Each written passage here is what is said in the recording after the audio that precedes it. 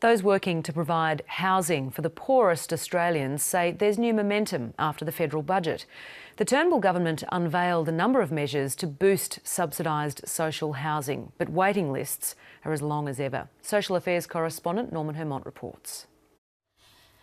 This heater here is not working. For many of those locked out of social housing, this is what home looks like. I asked for this to be fixed the other day, and this is what they've come up with. We've had to put a brick here so it doesn't open. Rose doesn't want to be identified, worried she'll be kicked out for complaining.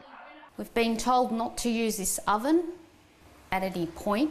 One room for her and her partner costs $380 a week in this rooming house. Like nearly 200,000 of the poorest Australians, they're on the waiting list for subsidised social housing. We're in a very bad situation at the moment, so we've got no other choice but to be here. This week's budget had measures to boost not-for-profit community housing. Cheap loans through something called a bond aggregator and $1 billion fund for housing infrastructure.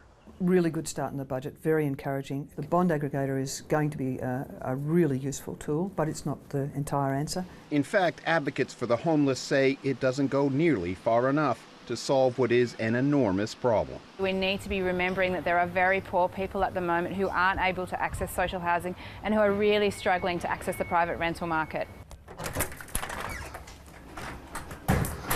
Trevor Brown knows all about it. He pays $210 a fortnight to live in this share house.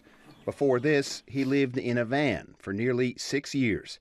The public housing wait for him is so long, he didn't even bother to go on the list. I was going to be 15 to 17 years. It's very, very tough, and the fact is that, the music stops and there's a lot of people that don't get a chair.